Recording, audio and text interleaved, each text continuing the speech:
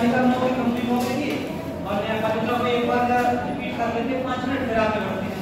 न्यायपालिका में पहले हम लोगों ने कौन सा देखा था? सुप्रीम कोर्ट, ये हमारा हो गया। सुप्रीम कोर्ट का दूसरा कौन सा? हाई कोर्ट, ये भी हो गया। हाई कोर्ट के बाद फिर अलग अलग तरीके के ट्रिब्यूनल दिए और ट्रिब्यूनल के बाद अलग तरीके के अल्टरनेटिव डिस्प्यूट रिड्रेसल ये दिया है। 4 टॉपिक हम लोगों ने न्यायपालिका में देख लिए हैं। एक बार इनके बारे में जो जो पॉइंट पूछे बिना कॉपी में देखे ऐसे करके बता दो, ठीक है? जैसे हमने सुप्रीम कोर्ट के बारे में देखा था, सुप्रीम कोर्ट के न्यायाधीशों की नियुक्ति कौन करता है? सुप्रीम कोर्ट के न्यायाधीशों की नियुक्ति राष्ट्रपति करता है। और बता दो सुप्रीम कोर्ट के न्यायाधीशों का कार्यकाल कितने वर्ष का होता है? 5 वर्ष। 65 वर्ष की आयु तक सुप्रीम कोर्ट के न्यायाधीश अपने पद पर बने रहेंगे। 65 वर्ष से पहले पद कैसे खाली हो जाएगा? अचानक मृत्यु हो जाए या फिर त्यागपत्र दे दें और संसद के द्वारा हटा दिया जाए, ऐसा करके पद खाली हो जाएगा। सुप्रीम कोर्ट की अधिकारिता में आपको कुछ बताइए, ये कौन सी होती है? मूल अधिकारिता कौन से आर्टिकल में है? 131। ऋण अधिकारिता कौन से आर्टिकल में है? 32। ऋण अधिकारिता का अपीलीय अधिकारिता 132, 133, 134, 136 इसमें आ जाएगी सुप्रीम कोर्ट की ऋण अपीलीय अधिकारिता। अपील सब बता दो 32 में कौन सी है? 132 में कौन सी है?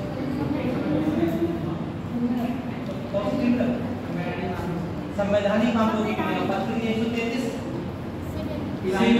सिविल हो जाएगी, 132, 33, 34 आपराधिक मामलों की 136 हाकिम हो जाएगी, 136 विशेष अनुमति के लिए हो जाएगी। और सुप्रीम कोर्ट के अभिलेख न्यायालय की शक्तियां कौन से अभिलेख? और क्या देखो 129 का सुप्रीम कोर्ट। और बता दो सुप्रीम कोर्ट को अपने निर्णय पर पुनर्विचार करने का अधिकार होता है। 2 प्रकार की याचिका कौन कौन सी?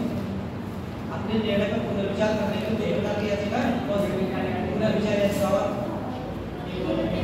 कौन सी? क्यूरेटिव विचारात्मक याचिका, ये हो जाएगी। हाई कोर्ट का बता दो, हाई कोर्ट के न्यायाधीशों की नियुक्ति कौन करता है?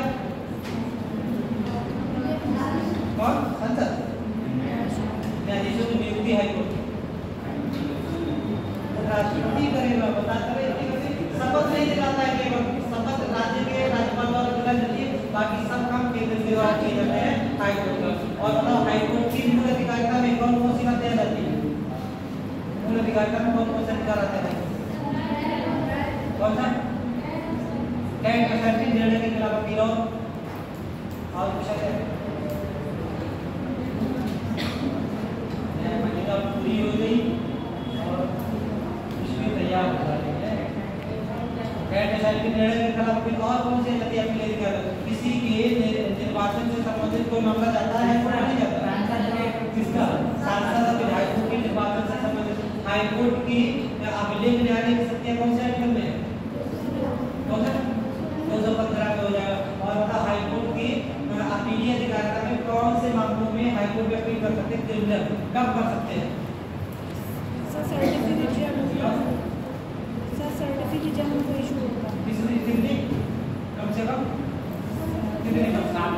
7 वर्ष की सजा होगी तो अपील कर सकते हैं, हाई कोर्ट में कर सकते हैं। और कोई मामला उम्र कैद कम से कम 7 वर्ष करते हैं, उम्र के शामिल हो जाएगा। 7 से तो कितनी भी हो जाए कर सकते हैं। और कोई सा मामला बताओ? मृत्यु दंड अगर मृत्युदंड सुनाएगा तब भी हाई कोर्ट में अनिवार्य हो जाएगी। ट्रिब्यूनल की बात करें तो कौन से संविधान संशोधन द्वारा शामिल किए गए हैं? संविधान संशोधन कौन सा? संविधान संशोधन कौन से भाग में है? ट्रिब्यूनल 14 कौन से आर्टिकल में है? 323 का और 323 323 दोनों में जरा अंतर कर दो। 323 का में प्रशासनिक है और ये अन्य संविधान के लिए। और कोई सा मतलब और कोई सा ये वाले ट्रिब्यूनल संसद बनाएगी, ये वाले ट्रिब्यूनल दोनों मिलकर बनाएंगे। सही है? तो ये वाली संसद बनाती है, वाले संसद और विधानमंडल दोनों बनाते हैं, ठीक है? ये तो होता है। बाकी ये वाले में प्रशासनिक आ जाते हैं, इस वाले में पुलिस भी आ जाती है, इस तरीके से। और ट्रिब्यूनल के अलावा एरिया के बारे में आपको 2 बताए। ये कौन सा हो जाएगा हमारा? फैमिली कोर्ट, ये हो जाएगा फैमिली कोर्ट। और दूसरा कौन सा हो जाएगा? लोक अदालत। लोक अदालत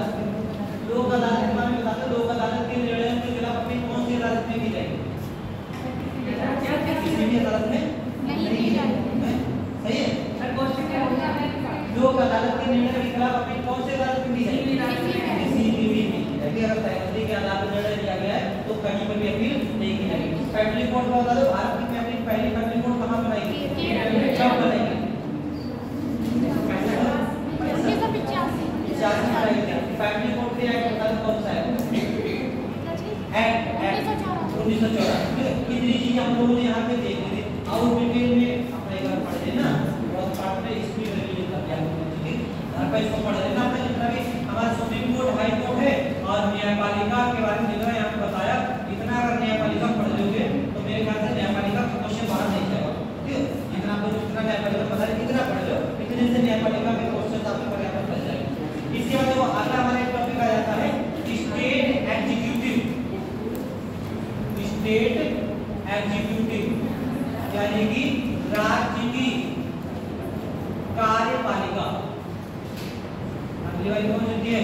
राज्य की कार्यपालिका। जैसे हम लोगों ने केंद्र का तो पूरा सिस्टम देख लिया, केंद्र के एग्जीक्यूटिव भी देख ली, केंद्र की लेजिस्लेचर भी देख ली और केंद्र की जुडिशरी भी देख ली, राज्य की जुडिशरी भी देख ली, राज्य की हमारी एग्जीक्यूटिव बची हुई है और राज्य की लेजिस्लेचर बची हुई है, उसको देख ली। तो राज्य की कार्यपालिका की बात करें, पहले थोड़ा सा संघ की कार्यपालिका की बात करें। जब लोगों ने संघ की कार्यपालिका देखी थी तो संघ की कार्यपालिका में कौन कौन से टॉपिक हम लोगों ने पढ़ने थे? तो पहला एक टॉपिक हमारा आया था संघ में राष्ट्रपति, दूसरा एक टॉपिक आया था कौन सा?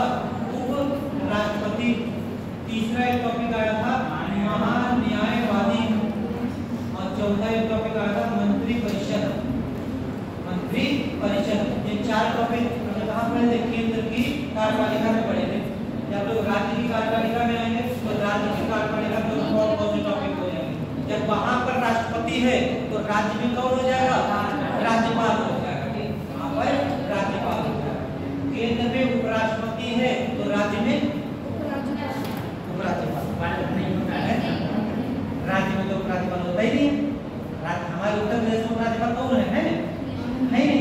तो केंद्र में जैसे उपराष्ट्रपति होते हैं ऐसे राज्य में उपराज्यपाल नहीं होते। कुछ हमारे यूपी होते जैसे दिल्ली है, वहाँ राज्यपाल नहीं होंगे, वहाँ कौन होंगे? उपराज्यपाल होंगे। तो राज्यपाल उपराज्यपाल हमारे समकक्ष होते हैं। यूपी में उपराज्यपाल होते हैं, राज्य में कैसे होंगे? राज्यपाल। तो यहाँ पर उपराष्ट्रपति होता है, लेकिन यहाँ पर ऐसा कोई पद नहीं होता है। तो यहाँ पर नहीं देखेंगे। राज्यपाल के बाद देखो वहाँ पर महान्यायवादी है तो राज्य में कौन होता है? महाधिवक्ता। राज्य बोलते हैं महाधिवक्ता, एडवोकेट जनरल। एडवोकेट जनरल वो हो जाएगा अटॉर्नी जनरल और ये कौन होता है? एडवोकेट जनरल, ये राज्य का होता है। वहां पर मंत्री परिषद केंद्र की है, यहाँ पर किसकी हो जाएगी? राज्य की मंत्री परिषद। राज्य की मंत्री परिषद। कितने टॉपिक हम लोग कहाँ पढ़ेंगे? राज्य की कार्यपालिका में पढ़ेंगे। ये टॉपिक हम लोगों ने छोड़ रखा था, वो कौन सा था? जब लोग कॉन्स्टिट्यूशनल और नॉन कॉन्स्टिट्यूशनल और स्टैट्यूटरी बॉडी पढ़ेंगे वहां पर कैग के बारे में देखेंगे। कैग को ध्यान रखना है, कैग क्या करता है? ये सरकार के खातों की जांच करता है, लेकिन कैग केंद्र के खातों की भी जांच करेगा और राज्य के खातों की जांच करेगा। जब केंद्र संघ के खातों की जांच करता है तो अपनी रिपोर्ट किसको सबमिट करता है? राष्ट्रपति को। और जब राज्य के खातों की जांच करेगा तो अपनी रिपोर्ट किसको सबमिट करेगा? राज्यपाल को। कैग की इस रिपोर्ट को राष्ट्रपति कहाँ रखवाते हैं? संसद में रखवाते हैं। और राज्यपाल कहाँ रखवाएंगे? राज्य के विधानसभा में रखवाएंगे। अगर आपसे क्वेश्चन आ जाए ऐसे करके कि कैग की रिपोर्ट को कैग के द्वारा संसद में रखा जाता है तो सही हो जाएगा कि गलत हो जाएगा? गलत हो जाएगा। ठीक है, कैग नहीं रखता है संसद में। कैग अपनी रिपोर्ट किसको सौंप देंगे? राष्ट्रपति या राज्यपाल को सौंप देंगे। ये लोग रखवाते हैं। ठीक है, ये लोग ये रिपोर्ट रखेंगे सदन में कि देखो कैग की रिपोर्ट में ऐसा ऐसा मामला आया है, बताओ क्या किया जाए। फिर इस रिपोर्ट की जांच करने के लिए एक समिति काम करती है। वो समिति कौन सी होती है? लोक लेखा समिति। ठीक है, इस तरीके से हमारा काम किया जाता है। आप लोग देख लेते हैं एक एक करके पहला टॉपिक कौन सा आता है? राज्यपाल आता है और राज्यपाल के बाद हम लोग दूसरे टॉपिक देखेंगे। पहला हमारा टॉपिक ये टॉपिक कौन सा है? हमारा राज्यपाल। राज्य की कार्यपालिका में पहला टॉपिक हमारा स्टार्ट होता है राज्यपाल। देखो राज्यपाल के बारे में क्या चाहिए? सबसे पहला तो आपको आर्टिकल ध्यान रखना है। राज्यपाल का आर्टिकल 153 से लेकर 165 तक जितना भी कॉन्सेप्ट है किसका है? राज्यपाल का। इसके अलावा भी और बेसिक आर्टिकल 153 से 165 तक के आर्टिकल किसके हो जाएंगे? राज्यपाल के हो जाएंगे। सभी आर्टिकल याद रखने हैं, जो मेन आर्टिकल है वो ध्यान रखना है। ठीक है, तो बता देंगे पहला आर्टिकल आपको रखना है आर्टिकल 153। आर्टिकल 153 में कहा गया है कि प्रत्येक राज्य का एक राज्यपाल होगा। आर्टिकल 153 में कहा गया है कि प्रत्येक राज्य का एक राज्यपाल होगा, किंतु यही पे बात और बोलिए, किंतु एक ही व्यक्ति को दो या दो से अधिक राज्यों का राज्यपाल बनाया जा सकता है। और उसमें राज्यपाल जो छोटे छोटे राज्य हैं तो जरूरी थोड़ी कहा कि राज्यपाल ही बनाया जाए, या कई बार ऐसा हो सकता है कि एक राज्य के राज्यपाल का पद अचानक खाली हो जाए, तो ऐसी सिचुएशन में क्या करेंगे और उसी राज्य के राज्यपाल को वहां का कार्यभार दे देंगे। तो फिलहाल 153 में कहा गया कि प्रत्येक राज्य का एक राज्यपाल होगा। इसी का क्वेश्चन है राज्यपाल का पद कौन से आर्टिकल में है? 153। प्रत्येक राज्य का एक राज्यपाल होगा, किंतु एक ही व्यक्ति को दो या दो से अधिक राज्यों का राज्यपाल बनाया जा सकता है। कौन से आर्टिकल में हो जाएगा? 153। ध्यान रखना है कि ये राज्यपाल एक ही है, लेकिन वो साथ में दूसरे राज्य का भी कार्यभार सौंप दे सकते हैं। इस तरीके से ये 153 में कहा गया है। सीन टू से मेरी बात कौन से आर्टिकल में कही गई थी?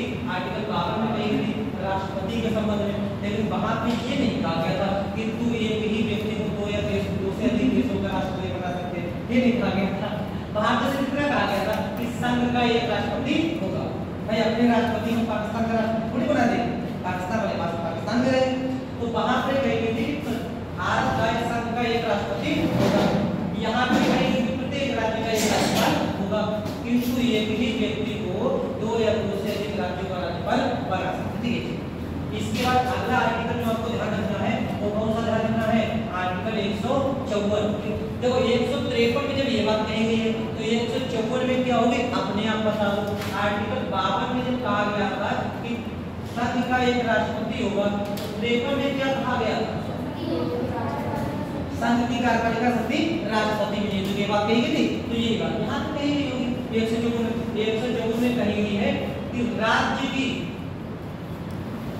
कार्यपालिका शक्तियां राज्यपाल में निहित होंगी। राज्य की कार्यपालिका शक्तियां राज्यपाल में निहित होंगी। वहां पर किसके पास शक्तियां नहीं? राष्ट्रपति के पास। यहाँ पर शक्तियां किसके पास होंगी? राज्यपाल के। तो खाली शब्दावली चेंज होने का कुछ भी चेंज नहीं है। केंद्र का अपना सिस्टम ध्यान रखो, वैसा ही सिस्टम कहाँ का है? राज्य का है।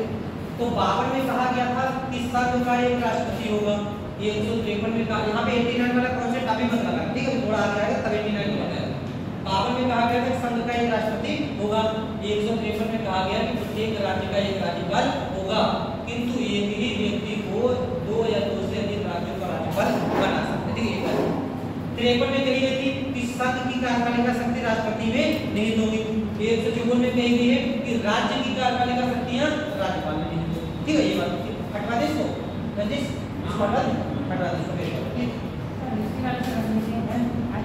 इसको नीचे भी रखो, इसको ऊपर कर दे।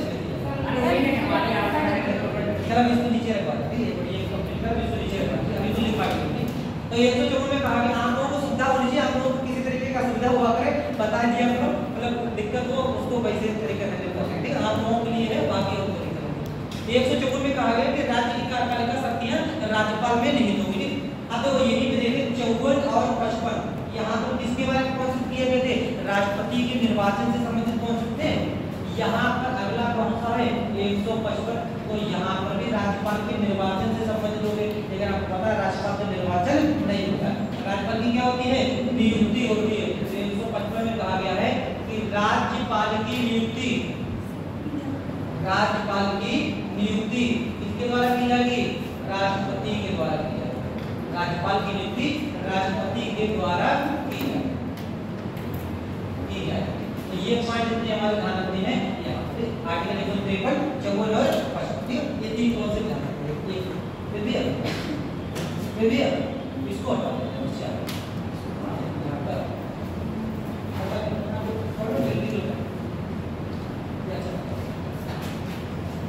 रहने जरा पढ़ो।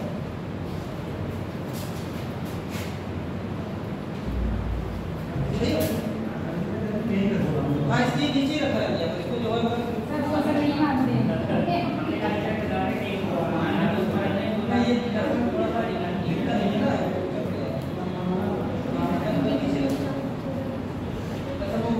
नोट्स का होकर रखने में कुछ दिक्कत होती है इस वजह से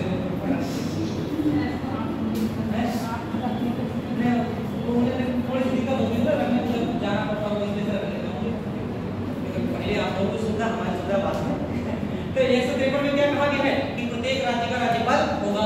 154 में कहा गया है कि राज्य की कार्यपालिका शक्ति किसमें नियुक्त होगी, राज्यपाल में नियुक्त होगी। और 155 में कहा गया कि राज्यपाल की नियुक्ति कौन करेगा, राष्ट्रपति करेगा। तो ये 3 आर्टिकल आपको यहाँ पे ध्यान रखने हैं। ये आर्टिकल पे राज्यपाल के आर्टिकल्स पे कई बार क्वेश्चन बने हैं, केवल आर्टिकल ही पूछे थे, मतलब 4 पॉइंट इधर लिख के देगा। पीछे में बड़ा फेमस क्वेश्चन है, देखते हैं याद रखिए, इधर 4 पॉइंट इधर लिख के देगा और इधर 4 पॉइंट आर्टिकल बना देगा, या तो मिलाओ या पूछ देगा कौन सा सही सुविधा नहीं। तो ये 3 आर्टिकल यहाँ पे आपको ध्यान रखने हैं, 153, 154 और 155। पहले जीरो नोट कर लो इसी ताकि अब इसके आगे पूछे। तो यहाँ पे चल रहा है राज्यपाल की नियुक्ति। जब हम लोगों ने राष्ट्रपति बारे में पढ़ा था तो राष्ट्रपति का निर्वाचन हो रहा था, यहाँ पर राज्यपाल की क्या हो रही है, नियुक्ति हो रही है। जबकि राज्यपाल भी कौन होता है, हेड होता है, कहाँ का, ये राज्य का हेड है। राष्ट्रपति कौन होता है, ये केंद्र का हेड है।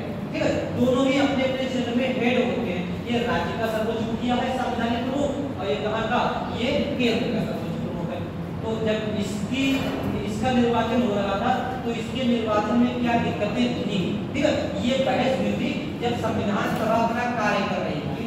तो संविधान सभा में इस बात को लेकर बहुत सारी बहस हुई थी कि राज्यपाल की नियुक्ति की जानी चाहिए कि राज्यपाल का निर्वाचन किया जाना चाहिए। तो इस बात को लेकर ये बहस इसलिए हुई थी, लास्ट में डिसीजन निकला कि राज्यपाल की क्या कर लेते हैं, नियुक्ति कर लेते हैं, निर्वाचन नहीं करेंगे।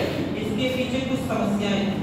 अगर राज्यपाल की भी अगर इसी के तरह अगर निर्वाचन किया जाता तो क्या क्या समस्या थी। देखो पहली समस्या तो ये थी कि चूंकि राज्य के जो राज्यपाल होते हैं अगर इनका निर्वाचन किया जाएगा तो एक संभावना ये बन सकती थी कि ये किसी पार्टी विशेष के प्रति अपनी निष्ठा रखें।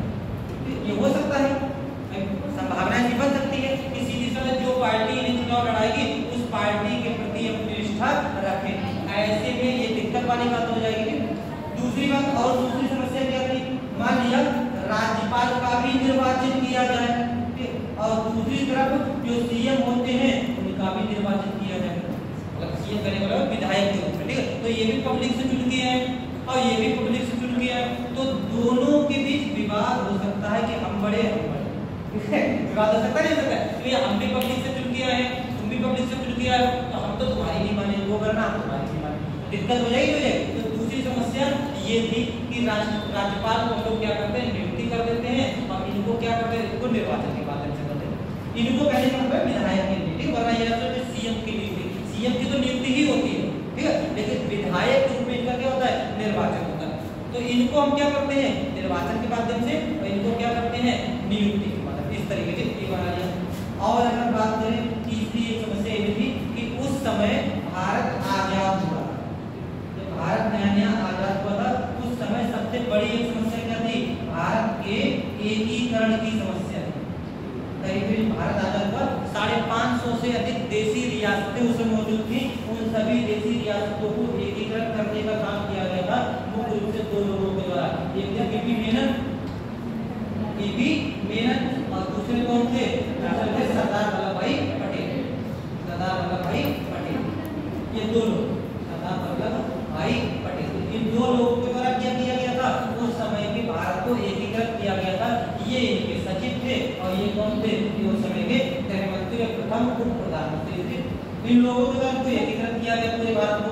3 रियासतें तब भी शुरू हुई थी, पता हुआ आपको डिस्ट्रिक्ट पढ़ते हैं कौन कौन सी, कश्मीर, जूनागढ़, हैदराबाद, 3 रियासतें शुरू हुई थी। तो वो आप लोग अपना हिस्ट्री पढ़ना है कि किस तरीके से कैसे कैसे करके इनको मिलाया गया, तो आप मतलब फॉलो वगैरह चलाएंगे तो ये चीजों इनको मिलाने में मुख्य भूमिका किसकी थी, इन लोगों की थी। ऐसे में अगर एकीकरण किया जाना है तो एकीकरण तब और कठिन हो जाता अगर राज्यों पर केंद्र का नियंत्रण ना रहे, कठिन हो जाएगा, नहीं हो जाएगा। हमारे यहाँ का जो स्ट्रक्चर है, कॉन्स्टिट्यूशनल स्ट्रक्चर जिसको उसको कह सकते हैं फेडरल सिस्टम। हमारा क्वासी फेडरल है। हमारे यहाँ केंद्र और राज्य की अगर तुलना करें तो राज्य की अपेक्षा केंद्र कैसा है हमारे यहाँ? मजबूत है। हमारे कैसा कैसे बनाया गया है? मजबूत केंद्र के साथ राज्यों का ये तो व्यवस्था है हमारे। और ये वाला कॉन्सेप्ट कि केंद्र मजबूत होगा राज्य कमजोर होंगे, ऐसा कॉन्सेप्ट कहाँ से लिया गया? कनाडा से लिया गया। ठीक है, एक पॉइंट का ध्यान रखना कि मजबूत केंद्र के साथ राज्यों के अस्तित्व का कॉन्सेप्ट कहाँ से लिया गया है? कनाडा से लिया गया। तो सीधी सी बात है, अगर राज्यों का एकीकरण करना है और राज्यों पर अगर केंद्र का नियंत्रण ना बनाया जाए, ऐसे में एकीकरण आसान हो जाता कि कठिन हो जाता? और कठिन हो जाता। तो इसके लिए राज्यपाल को क्या कर दिया गया? राज्यपाल को नियुक्त किया गया कि ये केंद्र के माध्यम से क्या करेंगे? राज्यों पर कंट्रोल बना के रखेंगे। तो इस वजह से राज्य के राज्यपालों की नियुक्ति का कॉन्सेप्ट चुना गया, ना कि राष्ट्रपति की तरह इसका निर्वाचन। यहाँ तक की बात है क्लियर? तो ये चीज आपको मेंस में काम आ सकती है। ठीक है, ये पीएचडी अभी इसको अलग तरीके से दिखा देंगे। ये चीज आपको प्री में नहीं पूछी जाएगी कि राज्यपाल क्यों जो है नियुक्त होते हैं राष्ट्रपति। यहाँ पर मेंस में लिखने के लिए अगर बाई चांस आए तो ये चीज जानना हो कि राज्यपाल की नियुक्ति क्यों दी जाती है और राष्ट्रपति का निर्वाचन क्यों किया जाता है। और दूसरी बात, राष्ट्रपति केंद्र में पूरी तरीके से लगभग पूरी तरीके से मंत्रिपरिषद के अनुसार कार्य करते हैं, लेकिन राज्यपाल को काफी हद तक विवेकाधीन शक्तियां दी गई है। बताया कि एरिया के हिसाब से देखेंगे तो ये शक्तिशाली है राष्ट्रपति, क्योंकि इनका अधिकार क्षेत्र पूरे भारत में लागू है। राज्यपाल का अधिकार क्षेत्र केवल अपने राज्य में लागू है, लेकिन शक्ति के तौर पे अगर देखा जाए तो ये ज्यादा शक्तिशाली राज्यपाल, क्योंकि इनके पास विवेकाधीन शक्तियां बहुत ज्यादा है। राष्ट्रपति के पास विवेकाधीन शक्तियां इतनी ज्यादा नहीं है। यहाँ तक की बात है क्लियर? ठीक, तो पहले ये 3 आर्टिकल शुरू करो, इसके बाद ये वाला करो, ऐसा करके लिखो। ये तीनों लिख दिए। आगे हेडिंग डालो, एक हेडिंग डालो कि भारत के राष्ट्रपति का निर्वाचन होता है। ये हेडिंग डालो छोटी सी, भारत के राष्ट्रपति का निर्वाचन होता है।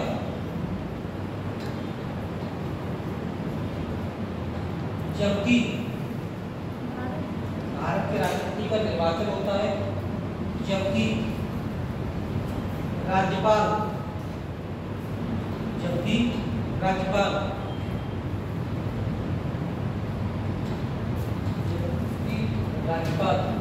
राष्ट्रपति द्वारा नियुक्त किए जाते हैं। जबकि राज्यपाल राष्ट्रपति द्वारा नियुक्त किए जाते हैं। इसके कारण क्या क्या? नंबर एक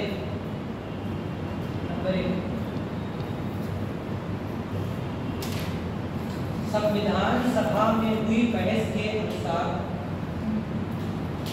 संविधान सभा में हुई बहस के अनुसार यदि राज्यपाल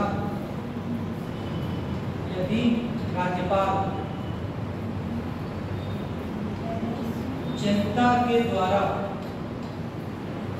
यदि राज्यपाल जनता के द्वारा चुने जाए, यदि राज्यपाल जनता के द्वारा चुने जाए तो किसी पार्टी विशेष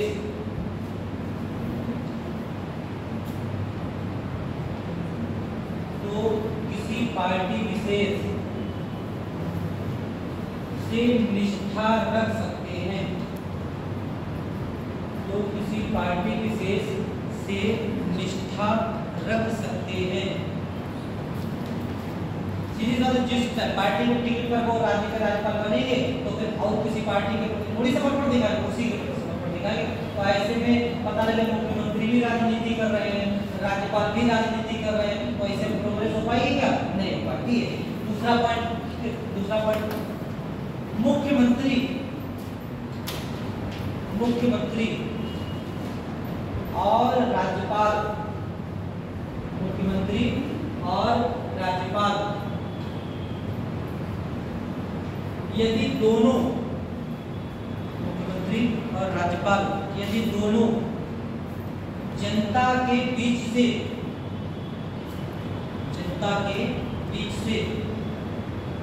चुने जाएंगे, जनता के बीच से चुने जाएंगे तो दोनों के बीच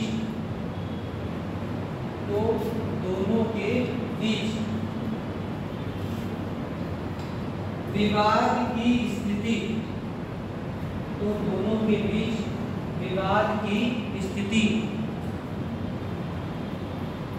बन सकती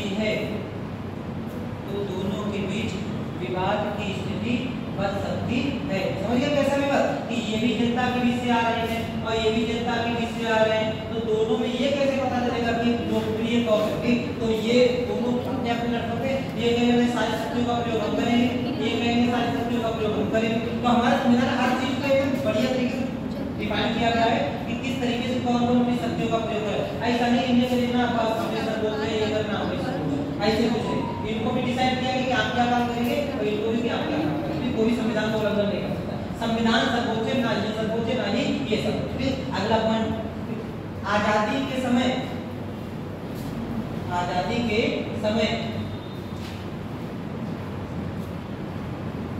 भारत का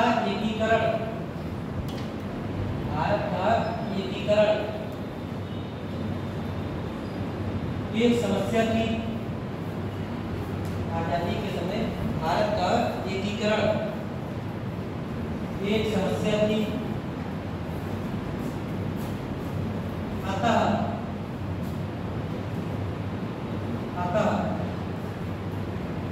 राज्यों पर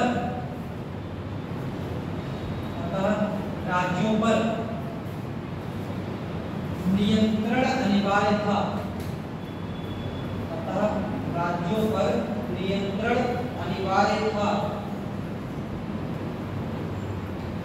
क्योंकि भारत में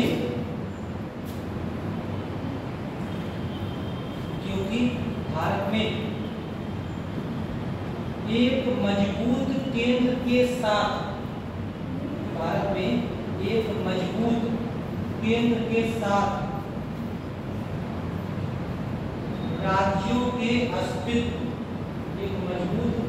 साथ राज्यों के अस्तित्व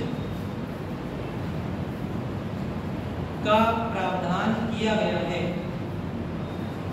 मजबूत केंद्र के साथ राज्यों के अस्तित्व का प्रावधान किया गया है।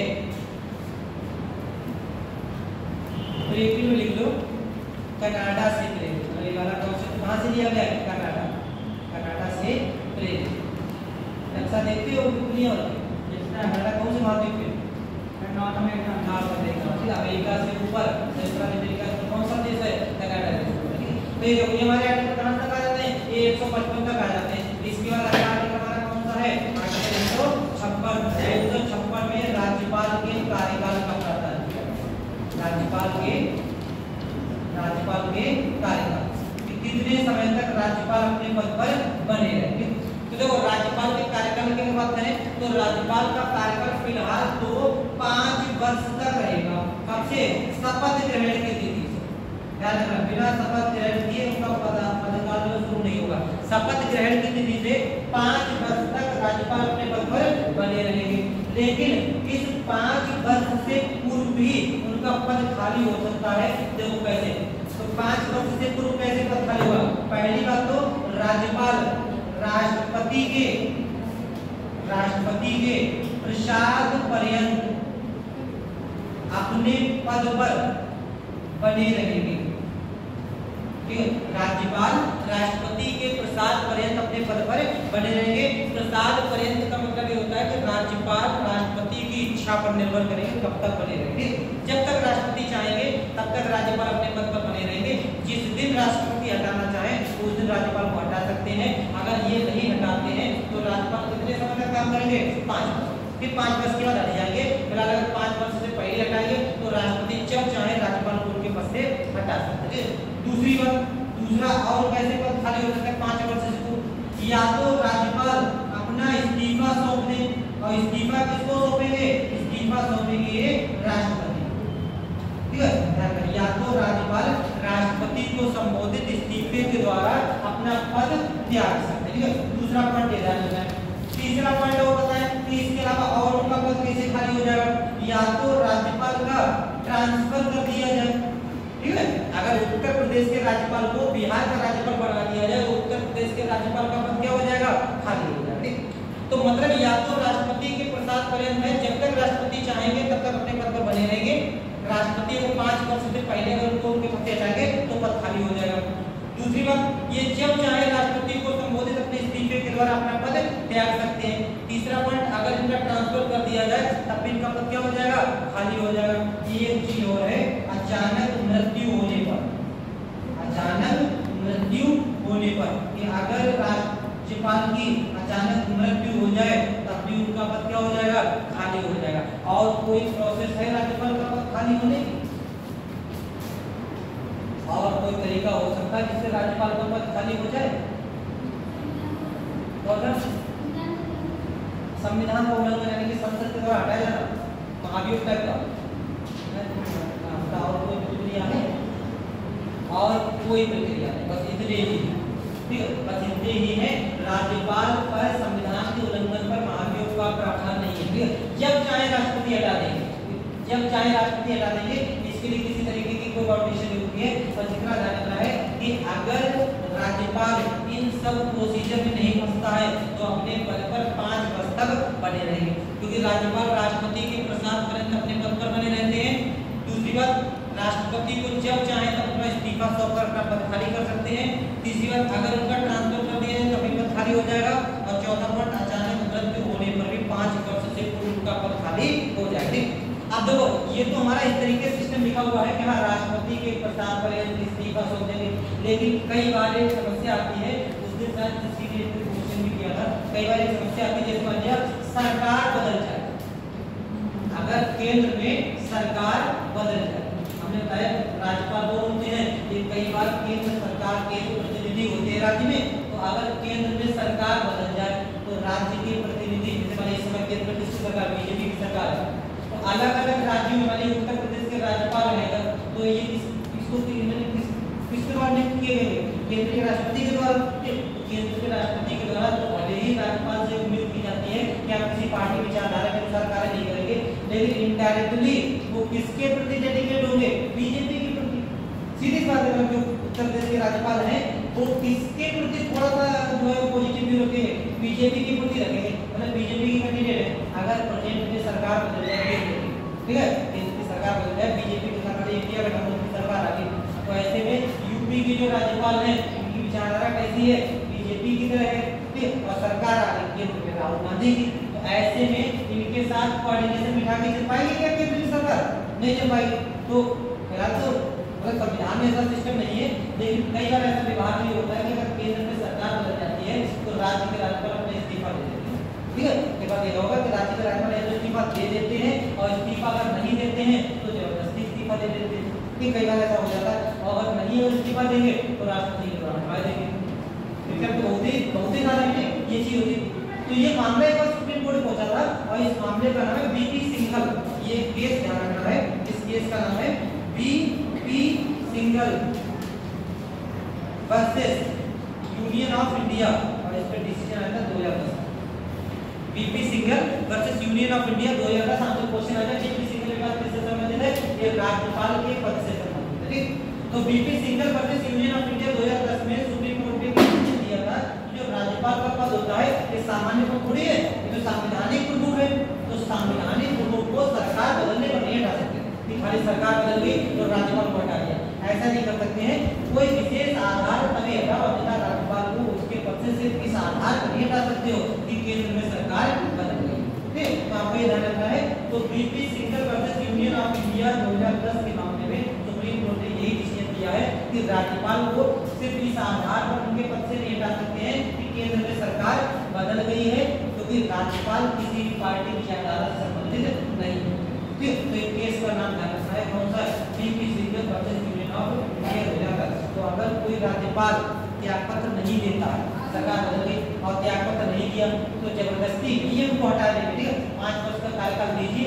अगर ये वाले पॉइंट का यूज करते हैं राष्ट्रपति के, हमारा मन चर्चा तो हटा सकते हैं, तो अगर राज्यपाल को चैलेंज करते हैं कोर्ट में तो आराम से कोर्ट में सुनवाई करेंगे। फिर ये मामला कौन सा मामला, BP Singhal versus union of India. भाई ऐसी कोर्ट हटा देंगे, बस मन हो रहा है तो बढ़िया नहीं लग रहा, हटा देते हैं। भाई राज्यपाल है तो छोटे मोटे आदमी थोड़ी है, ऐसे थोड़ी हटा देंगे। तो इसके लिए सुप्रीम कोर्ट ने कौन से मामले में डिसीजन दिया है? PP Singhal versus union of India. याद रहेगा केस, याद रहे एन चंद्रपाल को लेकर रखी गया होगा करके। एन चंद्रपाल क्या हुआ था? एन चंद्रपाल की केस न्याय लोगों को सुप्रीम कोर्ट ने बेसिक स्ट्रक्चर घोषित किया था। इसका भी ध्यान रखना आपकी वाला पीपी सिंघल के राज्यपाल की पदावली से संबंधित, ठीक। तो ये इसको लिख लो, ऐसे लिख लिया, ये कार्यकाल का लिख लिया, ये केस पड़ा था एक्सटेंशन के लिए, ऐसे लिख लो कि PP Singhal versus union of India. PP Singhal versus union of India मामले में PP Singhal versus union of India मामले में सुप्रीम कोर्ट ने कहा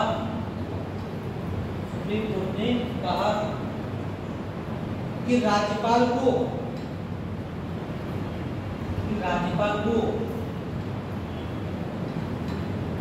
सिर्फ इस आधार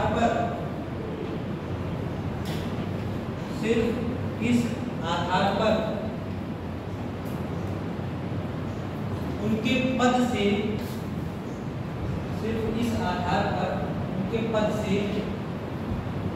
नहीं हटा सकते, सिर्फ इस आधार पर उनके पद से नहीं हटा सकते कि केंद्र में सरकार बदल गई, ठीक है। तो अगर ये वाले सिस्टम अगर नहीं फंस रहा है राज्यपाल, तो ऐसे सिस्टम में ना फंसने पर राज्यपाल की पदावधि कितने वर्ष तक रहेगी? 5 वर्ष तक रहेगी। 5 वर्ष से पहले अगर पद खाली होना है तो ऐसी सिचुएशन में उसका पद खाली हो जाएगा। लेकिन केवल इस आधार पर पद खाली करवाना कि सरकार बदल गई, ये गलत हो जाएगा, ठीक है। ये सुप्रीम कोर्ट में उसको चैलेंज कर सकते हैं। ये हमारा कौन सा हो गया? आर्टिकल 156 के बाद अगला एक आर्टिकल और देख लेते हैं। अगला हमारा कौन सा है? एक आपको 157 ध्यान रखना है और एक आपको 159 ध्यान रखना है।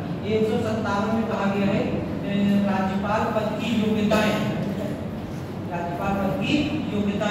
58 में कोई खास बात नहीं, कोई शर्तें वगैरह है, कोई उसका मतलब है। 159 में कहा गया है राज्यपाल के लिए शपथ, ठीक है। ये 2 पॉइंट ध्यान रखते हैं। देखो राज्यपाल पद की अगर योग्यताओं की अगर बात करें तो राज्यपाल पद की योग्यता क्या होती है? पहली योग्यता तो ये होती है कि वह भारत का नागरिक। पहली योग्यता क्या होती है राज्यपाल के लिए? कि वह व्यक्ति भारत का नागरिक, किसी दूसरे देश के नागरिक को हम अपने यहाँ के राज्यपाल का पद नहीं देते। तो पहला पॉइंट ध्यान रखना है योग्यता में कि वह व्यक्ति भारत का नागरिक। दूसरी योग्यता राज्यपाल पद के लिए होती है उसकी न्यूनतम आयु कितने वर्ष होनी चाहिए?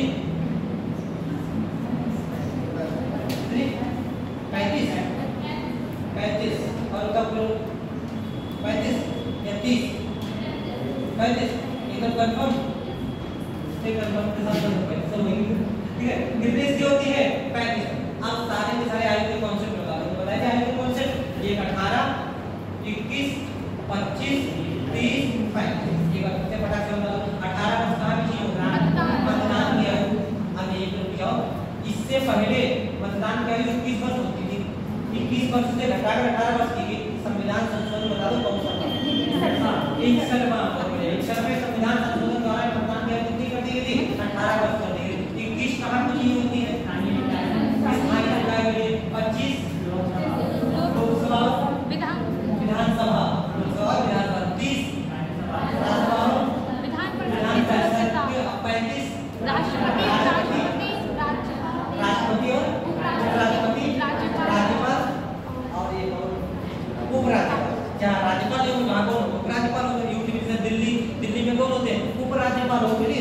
तो उनके सबके लिए कितनी सी होती है? 35। आयु के सारे कॉन्सेप्ट ध्यान रखें, कौन सी आयु कहाँ पे चाहिए होती है। तो न्यूनतम आयु इनकी कितनी सी होती है? 35 वर्ष की होती है। और अगर योग्यताओं की बात करें, वो व्यक्ति किसी भी सदन का सदस्य ना हो। किसी भी सदन का मतलब है यहाँ पर कि विधानसभा और विधान परिषद। यहाँ पर सदन केंद्र वाले संसद की बात नहीं कर रहे, केंद्र राज्य में भी हमारा यहाँ विधानसभा होगा और विधान परिषद होती है, कहीं की विधान परिषद नहीं भी होगी, आगे आगे तब देखेंगे। तो राज्यपाल राज्य विधानमंडल के किसी भी सदन का सदस्य नहीं होना चाहिए। और अगर बात करें इसके अलावा राज्यपाल लाभ के पद पर ना हो, राज्य के पद पर ना हो, अगर वो लाभ के पद पर है तो उस व्यक्ति को राज्यपाल पद रखना छोड़ना पड़ेगा। लाभ का पद बताएंगे आपको, एक्सप्लेनेशन कहीं नहीं है, ठीक है। लाभ के पद की कहीं पर भी संविधान में कोई एक्सप्लेनेशन नहीं लिखने का क्वेश्चन किया था उन्होंने, क्वेश्चन में क्या लिखा था कि शामिल कदाचार और असमर्थता तो संविधान में एक्सप्लेन किया गया, कहीं नहीं किया गया। ऐसे लाभ का पद भी कहीं पर एक्सप्लेन नहीं किया गया। इसका सिर्फ इतना मतलब होता है लाभ का पद कि सरकार से किसी प्रकार का लाभ प्राप्त कर रहा हो, ठीक है, इस तरह से मतलब होता है। कहीं पर भी एक्सप्लेन नहीं किया गया कौन कौन सी चीज लाभ के पद में आती है, ये चीज ध्यान रखो। और इसके अलावा वो व्यक्ति पागल एवं दिवालिया ना हो, पागल एवं दिवालिया ना हो। दिवालिया किसको कहते हैं? दिवाली ना मनाता हो, किसको कहते हैं? और चुकाया ना हो, उसको क्या कहते हैं? उसको दिवालिया कहते हैं, ठीक है। तो पागल एवं दिवालिया ना हो, इतनी सब योग्यताएं किसके लिए होती हैं? राज्यपाल। कुछ हमारे और भी है, कुछ आयोग बने थे, एक विभाग से संबंधित है, एक सरकारी आयोग और दूसरे पूंछी आयोग, ठीक है। तो इन्होंने कुछ अपने रिकमेंडेशन दी थी, उनको कुछ को मान लिया गया, कुछ को नहीं माना गया। तो ये तो योग्यता और ये होती है कि राज्यपाल अपने होम स्टेट का नहीं बना सकते, ठीक है। उत्तर प्रदेश के व्यक्ति को उत्तर प्रदेश का राज्यपाल नहीं बना सकते। हमारे हरियाणा के सांसद संतोष गंगवार कहाँ का राज्यपाल बनाया गया? झारखंड का, उत्तर प्रदेश का नहीं बना सकते हैं, ये इसमें नहीं है, ठीक है। ये हमारे आयोग में सरकारी आयोग कुछ है, उनकी सिफारिश से है, तो जी दी है यहाँ पर हमारी 57 योग्यताएं कौन सी हैं? ठीक है, इतनी हमारी योग्यताएं से 857 राज्यपाल पद की योग्यता, और ये सब योग्यताएं से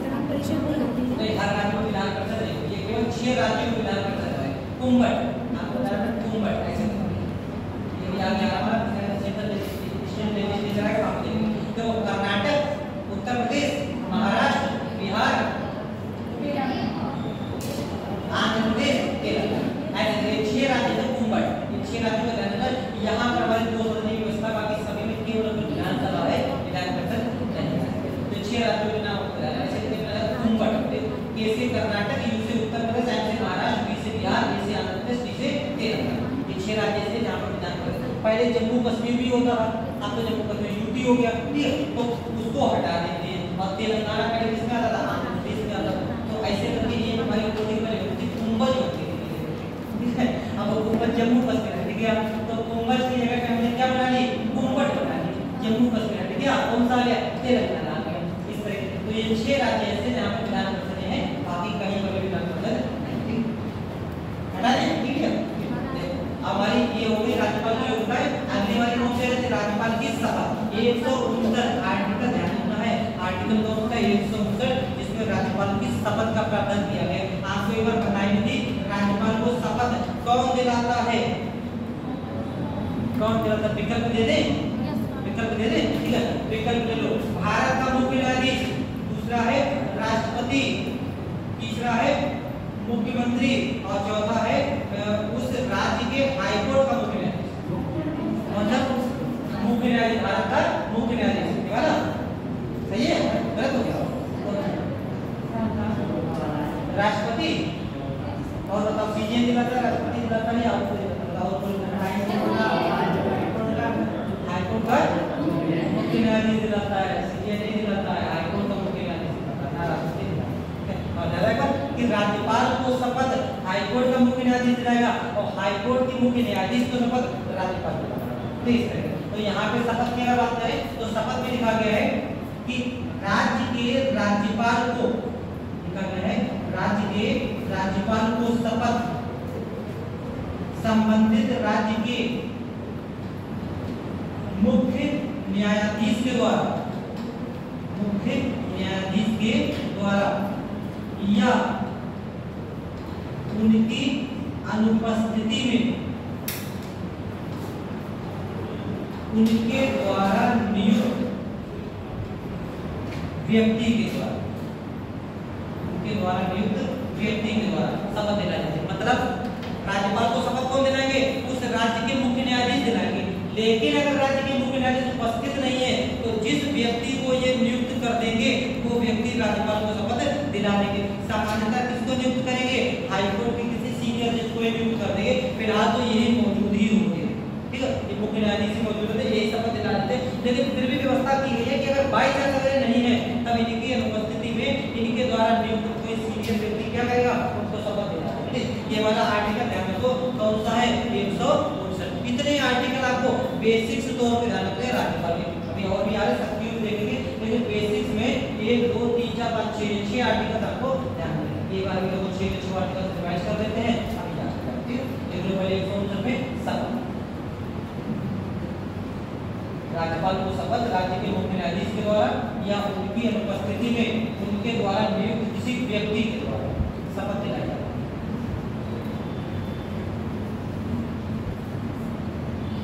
ठीक है, इतने आपको ये आप लोगों ये भी करके आर्टिकल से देख लो और सारे के सारे आर्टिकल यही नाम कर लो, घर पर जाके एक बार देख लेना, याद हो जाए। ठीक, देखो 153 में क्या कहा गया है कि प्रत्येक राज्य का एक राज्यपाल होगा। 153 में राज्य की कार्यपालिका शक्ति कौन से आर्टिकल में है? 154 में। राज्यपाल की नियुक्ति 155 में है। राज्यपाल का कार्यकाल 156 में है।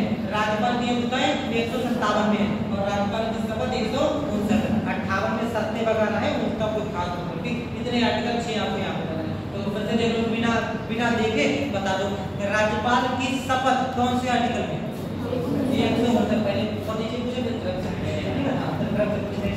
बिना देखे बताते, बिना पढ़ते ईमानदारी से शपथ कौन से में है? 159 में हो जाएगी। राज्यपाल का कार्यकाल 156 में हो जाएगा। राज्य की कार्यपालिका शक्तियां 154 में हो जाएगी। राज्यपाल की योग्यताएं 157 में। ठीक, एक बार सिर्फ से बता देते हो, राज्य का राज्यपाल होगा कौन सा आर्टिकल है? 153। राज्य की कार्यपालिका शक्तियां 154। राज्यपाल की नियुक्ति 155। राज्यपाल का कार्यकाल 156। राज्यपाल की योग्यताएं और राज्यपाल की शपथ। इतने आर्टिकल ध्यान रखें। ये तो आर्टिकल ध्यान रखें। राज्यपाल पिछले 2-3 साल से ऑब्जर्व कर रहे हैं, एक आध क्वेश्चन ऐसे इसके आर्टिकल में जरूर बना के उसका पीसीएस के जितने भी एग्जाम होते हैं, एक आध क्वेश्चन ऐसे आर्टिकल लिख के देगा, इधर इनका कुछ लिख देगा, या तो वैसा फॉलो कर रहा है लिख देगा, या फिर पूछेगा कौन सा सुविधा है नहीं। अगर आप लोग 1-2 साल के पुराने पेपर उठा के देखोगे, मतलब केवल पीसीएस के ही नहीं, आयोग के द्वारा और भी जो एग्जाम्स करवाए जाते हैं उन्हें पॉलिटिक्स पोर्शन उठा के देखो, ऐसा एक आध क्वेश्चन जरूर आपको मिलेगा आर्टिकल। ठीक, इस तरीके तो देखो ये हमारे आर्टिकल हो गए राज्यपाल के बेसिक्स। आप देख लेते हैं हमारा राज्यपाल की शक्तियां। अगली वाली आती है राज्यपाल की शक्तियां कि कौन कौन सी शक्तियां भारत के राज्यपाल को दी। राष्ट्रपति की शक्तियां सभी आपको याद ही है, तो जितनी राष्ट्रपति की शक्तियां हैं वैसी ही लगभग किसकी शक्तियां होंगी? राज्य के राज्यपाल की होंगी। लेकिन थोड़ा सा अंतर होता है, और अंतर क्या होता है हम देख लेते हैं।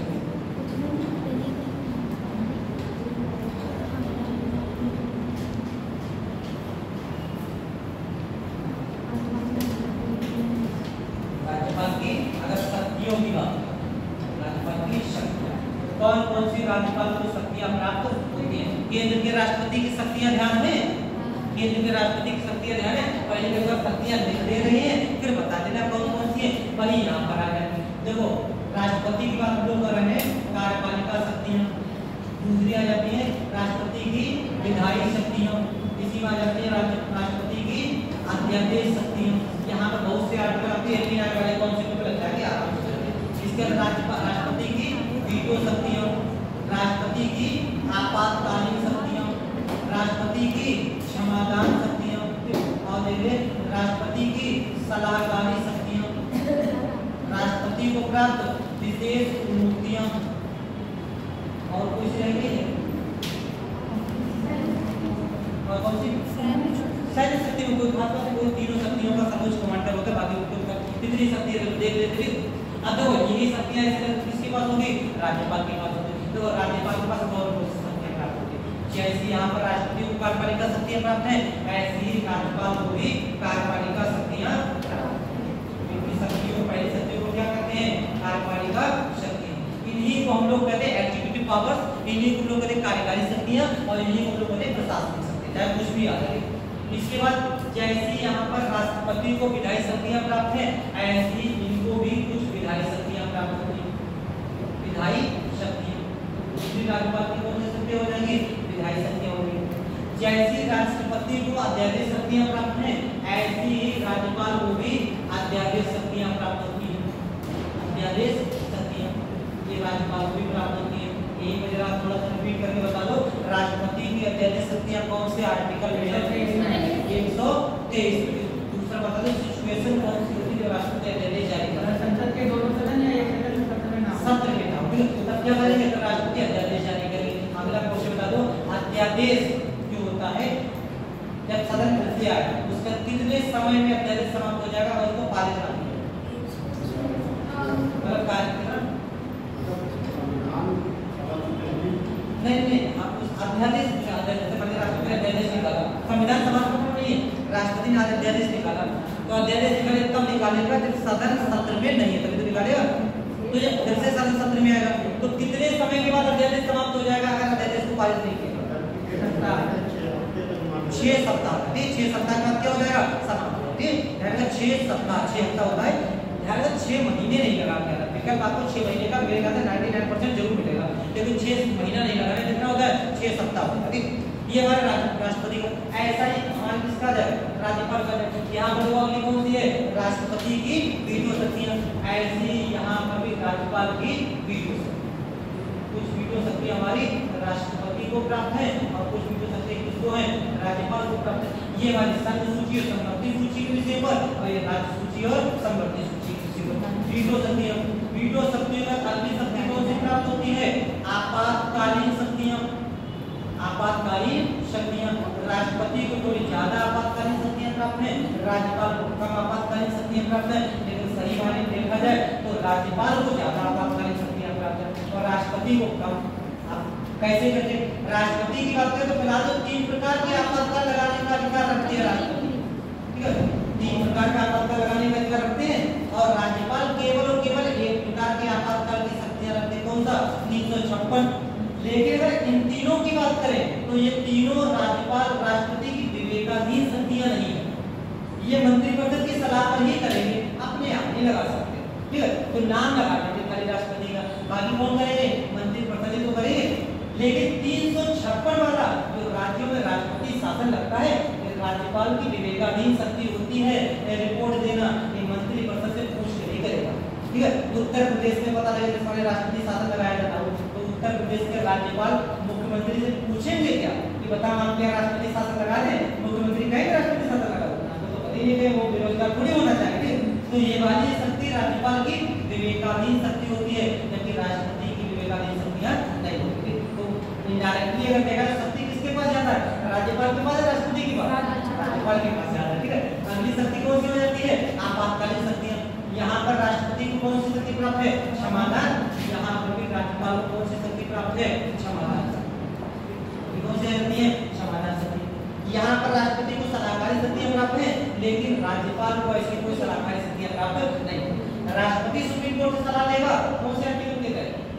143 के तहत, लेकिन राज्यपाल ऐसी कोई भी सलाहकारी शक्तियां नहीं रखता। ठीक है, अगर वो कभी फंस जाएगा, राज्यपाल अगर फंस जाए तो क्या करेंगे? विधेयक रोक लेंगे, भैया राष्ट्रपति खुद ही क्या होगा। ठीक है, ये कहाँ लेके जाएंगे? इन्हें तो खुद ही नहीं पड़ रहा, तो ये राष्ट्रपति क्या करेंगे? सुप्रीम कोर्ट से पूछ लेंगे।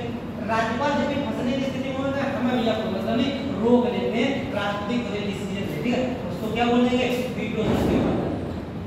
यहाँ पे देखिए 200 और 200। ठीक है, तो राज्यपाल की शक्ति क्या है? क्षमादान शक्तियां। यहाँ पर राष्ट्रपति को कुछ विशेष उन्मुक्तियां प्राप्त हैं, यहाँ पर राज्यपाल को भी कुछ विशेष उन्मुक्तियां प्राप्त होती हैं।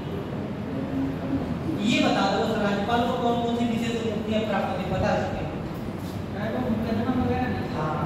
कौन सा मुकदमा किस तरीके से? आर्टिकल बता दो, पहले आर्टिकल बताओ, फिर मुकदमा बताओ, फिर प्रोसेस बताओ किस तरीके से। कौन सा? क्रिमिनल। हाँ, क्रिमिनल। चला सकते नहीं चला सकते? नहीं चला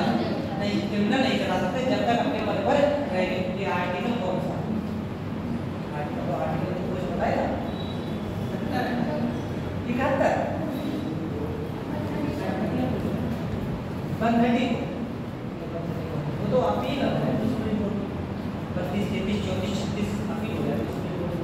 और कोई सा ध्यान आ रहा है, थोड़ा सा दिमाग पर जोर डालो, है ध्यान आ रहा है। आर्टिकल 361 में राष्ट्रपति और राज्यपाल को कुछ विशेष प्रकार की छूट प्रोवाइड कराई गई थी। अब राष्ट्रपति वाला पढ़ना करके देखना, वहां पे मिल जाएगा, लिखा मिल जाएगा कि राष्ट्रपति और राज्यपाल पर अनुच्छेद 361 के तहत कोई भी क्रिमिनल मुकदमा दायर नहीं किया जाएगा उनकी पदावधि के दौरान, लिखा हुआ है। राष्ट्रपति वाला पढ़ देखोगे वहां मिल जाएगी। इतनी शक्तियां एक किसको प्राप्त होती हैं, राज्य के राज्यपाल को प्राप्त होती है। अब इनको एक एक करके सबको देख लेते हैं कि कौन कौन सी शक्ति है। अब तो इनमें से पूछ के तो आपको डायरेक्ट यही पे आर्टिकल बता दे रहे हैं कि कौन कौन से आर्टिकल आपको ध्यान रखना है, यहीं पे कुछ के आर्टिकल लिख दे रहे हैं और बाकी के हम आपको अलग से डिटेल बता रहे हैं। देखो अब यहाँ पे आपको ट्रिक लगानी है। क्षमादान शक्तियों की अगर बात करें, केंद्र के राष्ट्रपति को कौन से अनुच्छेद के तहत क्षमादान शक्तियां प्रदान की गई है, 72 के तहत। केंद्र के राष्ट्रपति को 72 के तहत, इसमें 89 जोड़ो, कितने हो जाए? 11 का ये आर्टिकल 161 में राज्यपाल की क्षमता शक्तियां, ठीक है। केंद्र का ध्यान करो, राज्य का अपने आप ध्यान करें। दूसरा देखो आपातकालीन तो नहीं है, अब यहाँ पे इसको हटाएं, इसको हम लोग हटाएं। केंद्र के राष्ट्रपति को कौन से आर्टिकल के तहत वीटो शक्तियां दी गई है? 111, इसमें 89 जोड़ो, कितना होगा? किसकी क्षमता शक्तियां होंगी? राज्यपाल की। ये वाली बात नहीं, ये किसकी क्षमता शक्तियां है? राज्यपाल। ऐसी ये वाली किसकी क्षमता शक्तियां है? राज्यपाल। ठीक। तीसरा देखो, अगर यहाँ पर 89 नहीं जोड़ते हैं, यहाँ पर आपको क्या करना है? यहाँ पे 90 जोड़ना, ठीक। तो यहाँ पे 90 जोड़ कितना हो जाएगा? 213। ये थोड़ा सा बात लगाओ, इसमें आपका ये गलत हो जाएगा, बाकी ठीक। बाकी की कार्यपालिका विधायी शक्तियां और भी आ रही, उसमें भी आपको क्या करना है? 89 जोड़ना है और कहाँ पहुँच जाओगे? राज्य में पहुँच जाओगे। ऐसे जो विधान परिषद और विधानसभा पढ़ेंगे वहां पर भी संसद के हिसाब से आपको 89 जोड़ना है, कहाँ जाओगे? राज्य में जाओगे। तो ये जो लोग देख रहे थे, एक एक करके देखते देखो कौन कौन सी शक्तियां प्राप्त है। देखो कार्यपालिका शक्तियों की अगर बात करें तो केंद्र के राष्ट्रपति को जो कार्यपालिका शक्तियां दी गई थी वो कौन कौन सी कार्यपालिका शक्तियां थी केंद्र के राष्ट्रपति को? हाँ, यानी कि नियुक्तियां, जितनी भी नियुक्तियां थी वो सब केंद्र के राष्ट्रपति की कार्यपालिका शक्तियों में आ रही थी। यहाँ पर भी ऐसी ही नियुक्तियां आ जाएंगी। तो देखो किसकी? मुख्यमंत्री की नियुक्ति, वहां पर होगा प्रधानमंत्री की नियुक्ति, यहाँ पर मुख्यमंत्री एवं अन्य मंत्रियों की नियुक्ति, मुख्यमंत्री एवं अन्य मंत्रियों की नियुक्ति। आर्टिकल अगर पूछा जाए, आर्टिकल अपने आप बना सकते हो, कौन सा होगा ये आर्टिकल? आर्टिकल अगर पूछ किया जाए मुख्यमंत्री की नियुक्ति कौन से आर्टिकल में, बता सकते हो? तभी तो बताएं, जो लिखा ही नहीं पेपर है, बोर्ड पे लिखा है तभी बताएं।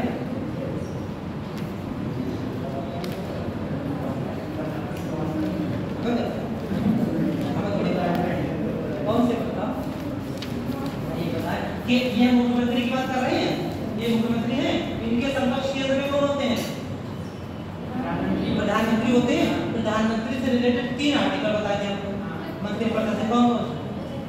74, 75 और 78। 74, 75 और 78, ये 3 आर्टिकल बता दे। 74 में क्या कहा गया था कि राष्ट्रपति को सहायता और सलाह देने के लिए मंत्रिपरिषद होगी जिसका प्रमुख प्रधानमंत्री होगा। 89 जोड़ो, कितना हो जाएगा? 100, ठीक है। यहाँ पे कहा गया है कि राज्यपाल को सहायता और सलाह देने के लिए मंत्रिपरिषद होगी जिसका प्रमुख मुख्यमंत्री होगा।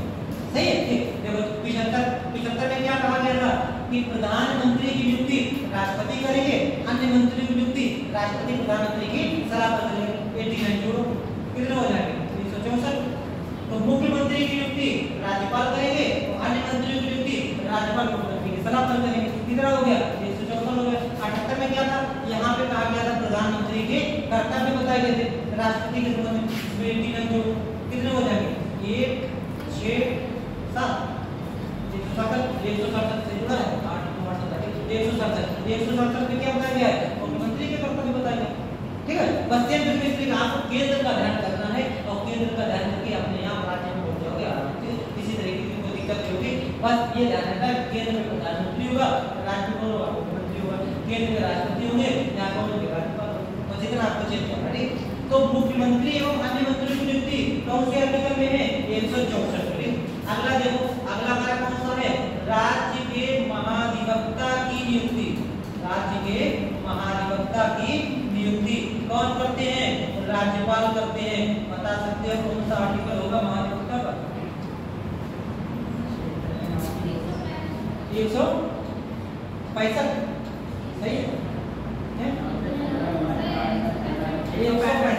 76 है केंद्र वाला, तो उससे मान्यवादी है। इसके 3 जोड़ो, कितने हो जाएंगे? 165 हो जाएंगे। ठीक, तो कितना हो जाएगा महाधिवक्ता की नियुक्ति? ये हमारा हो गया आर्टिकल 165। आर्टिकल 165 किसका कॉन्सेप्ट किया गया है? महाधिवक्ता। जो केंद्र में मान्यवादी है वही राज्य में कौन है? महाधिवक्ता। इस तरीके। और अगर देखें अगला एक अधिकार और प्राप्त होता है राज्य के राज्यपाल को। देखो, एक तो है मध्य प्रदेश, दूसरा हमारा छत्तीसगढ़, तीसरा हमारा उड़ीसा और चौथा एक राज्य इसका नाम है झारखंड। 4 इन 4 राज्यों के जो राज्यपाल होते हैं, ये राज्यपाल ये क्या कर सकते हैं? अपने अपने राज्य में एक विशेष जनजातीय मंत्री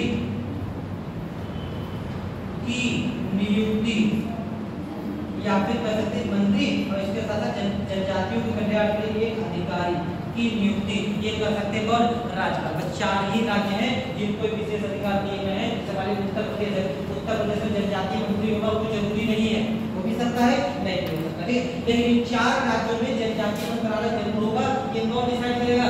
राज्यपाल डिसाइड करेंगे कि एक को मध्य प्रदेश, दूसरा छत्तीसगढ़, तीसरा उड़ीसा और चौथा कौन है? झारखंड। 4 राज्यों के राज्यपाल को अपने अपने राज्यों में जनजातियों के कल्याण के लिए एक विशेष मंत्री और विशेष अधिकारी की नियुक्ति करनी होती है। ये इनका अधिकार होता है। कौन सी शक्ति में आ जाता है? कार्यपालिका शक्ति। बाकी के राज्य के अगर कोई विशेष आयोग है, राज्य के आयोग है, इधर आगे लिखेंगे राज्य के आयोग, जैसे कि राज्य वित्त आयोग। राज्य वित्त आयोग ये हमारा होता है केंद्र का वित्त आयोग और ये होता है राज्य का वित्त आयोग। अगर ये पंचायती राज पढ़ेंगे तो पंचायती राज का तो अलग अलग आर्टिकल पढ़ने पड़ेंगे, उन्हीं में एक आपका आ जाएगा राज्य का वित्त आयोग। तो राज्य के वित्त आयोग के अध्यक्ष, राज्य के वित्त आयोग के अध्यक्ष एवं सदस्यों की नियुक्ति, सदस्यों की नियुक्ति ये कौन करते हैं? ये राज्यपाल करते हैं। और ये कौन सी शक्ति आ जाती है? राज्यपाल की कार्यपालिका शक्तियां। और अगर देखें राज्य के वित्त आयोग के अलावा राज्य के वित्त आयोग को हम लोग आगे देखेंगे 243 आई और 243 वाई। पंचायती राज पढ़ लेंगे, सारे आर्टिकल पंचायती राज के बहुत आराम से याद हो जाएंगे। जैसे आप लोग देखते हैं बहुत आर्टिकल है पंचायती राज, 243 ए, 243 बी, आराम से याद हो जाए और ट्रिक के माध्यम से आराम से याद करवा लें, कोई दिक्कत नहीं होगी। तो ऐसे राज्य का वित्त आयोग जो है इसके अध्यक्ष और सदस्यों की नियुक्ति कौन करते हैं? राज्यपाल करते हैं। ऐसे ही एक और होता है राज्य निर्वाचन आयोग। राज्य निर्वाचन आयोग, राज्य निर्वाचन आयोग के अध्यक्ष एवं सदस्यों की नियुक्ति ये भी कौन करते हैं? राज्यपाल। ठीक है, अब देखो यहाँ पर हमने तो राज्य के वित्त आयोग, राज्य के निर्वाचन आयोग लिखे। अगर केंद्र के वित्त आयोग या केंद्र के निर्वाचन आयोग के बारे में पूछा जाए तो खाली आर्टिकल बता दो कि केंद्र के वित्त आयोग का आर्टिकल कौन सा है? 280। और केंद्र के निर्वाचन आयोग का, भारत निर्वाचन आयोग का कौन सा?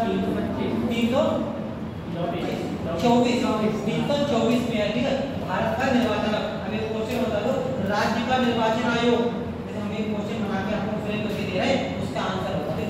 हमने लिखा है, लिखा है राष्ट्रपति, दूसरा में लिखा है उपराष्ट्रपति, तीसरा में लिख दिया सांसद, चौथा लिख दिया में राज्य विधानसभा के सदस्य यानी कि विधायक, पांचवा में लिखा है ये 4 हमारे 4 आपको विकल्प है। अब क्वेश्चन आपसे ये है कि निम्नलिखित में से किन सदस्यों की नियुक्ति राज्य निर्वाचन आयोग कराता है? ठीक है, किन सदस्यों की नियुक्ति निर्वाचन में राज्य निर्वाचन आयोग जो किनका चुनाव कराता है? आप विकल्प ले लो, विकल्प ले लो। विकल्प में आपका है केवल 1, 2, दूसरा विकल्प है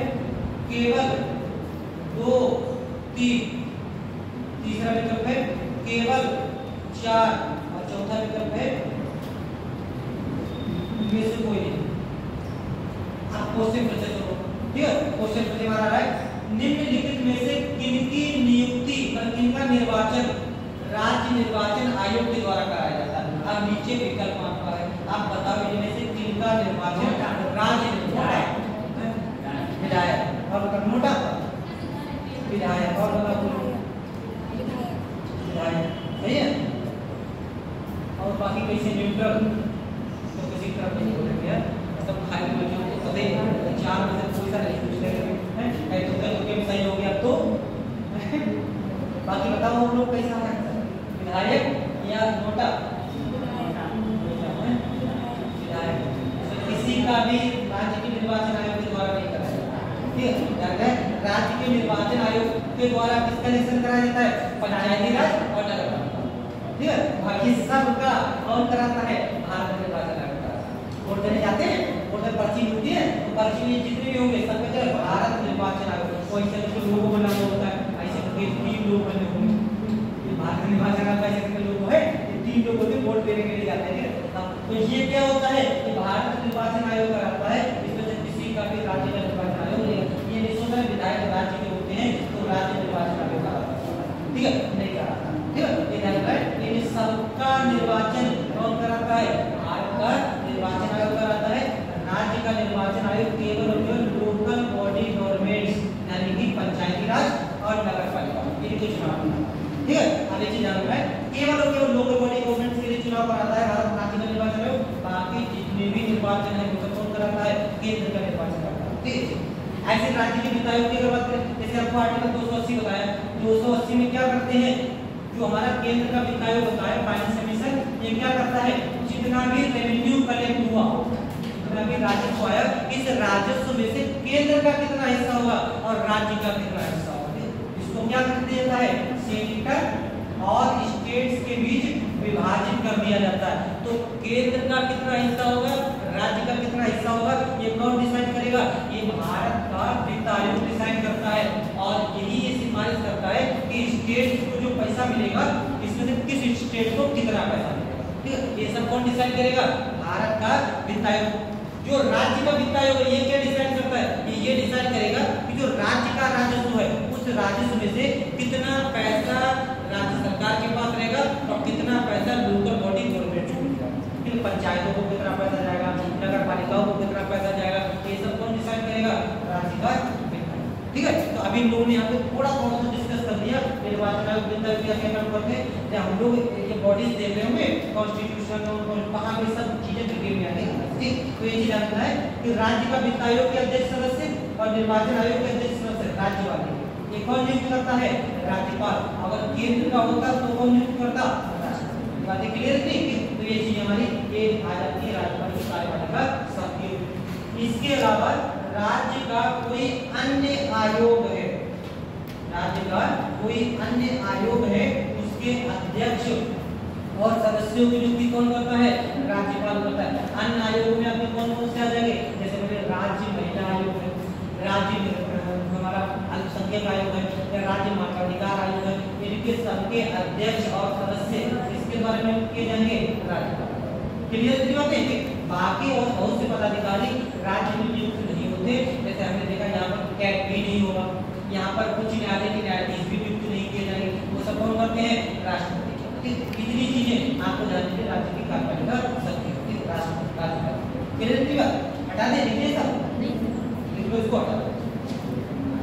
मध्य प्रदेश वाले छत्तीसगढ़ लिखना है। हाँ, ये 4 राज्य मध्य प्रदेश और छत्तीसगढ़, मध्य प्रदेश, छत्तीसगढ़, उड़ीसा, झारखंड। इसको चाहे लिख लो, कैसे लिख लो, मध्य प्रदेश, छत्तीसगढ़, उड़ीसा और झारखंड के राज्यपाल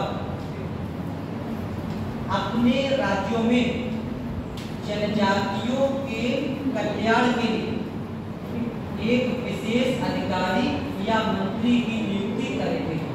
एक विशेष अधिकारी या मंत्री की नियुक्ति करेंगे। ये हमारा हो जाता है 4 राज्यों के संबंध में विशेष प्रावधान। ये कौन करते हैं? केवल राज्यपाल करते हैं। ये कार्यपालिका शक्ति होगी। अगली देख लेते हैं राज्यपाल की विधायी शक्ति। अगली हो जाती है राज्यपाल की विधायी शक्तियां। कौन कौन सी हमारी राज्यपाल की विधायी शक्तियां हैं। देखो केंद्र की विधायी शक्तियां ध्यान करो और अपने आप राज्य की विधायी शक्तियों पे आप लोग पहुंच जाएंगे। देखो केंद्र में राष्ट्रपति की विधायी शक्तियों में आप लोगों ने कौन कौन सी विधायी शक्तियां शामिल थी। राष्ट्रपति को कौन कौन सी विधायी शक्तियां प्राप्त हैं। देखो नंबर 1, संसद के दोनों सदनों के सत्र को आहूत करना, सत्रावसान करना और लोकसभा का विघटन करना। ये 3 काम कौन करता है, राष्ट्रपति करता है, विधायी शक्तियों के अंतर्गत करता है। तो यहाँ पर भी दोनों सदनों के अगर दोनों सदन और एक सदन है तो एक सदन, तो दोनों सदनों के सत्रों को क्या करता है, आहूत करना। आहूत करने का मतलब क्या हो गया, बुलाना। दोनों सदनों के सत्रों को आहूत करना। दूसरा कौन सा, सत्रावसान करना, सत्रावसान करना। और तीसरा कौन सा, विधानसभा को विघटित करना, विधानसभा को विघटित करना। ये तीनों काम कौन करते हैं, राज्यपाल करते हैं। सत्र आहूत करना, सत्रावसान करना, विधानसभा को विघटित करना, ये कार्य और होता है सत्र से संबंधित। वो कौन सा कार्य होता है,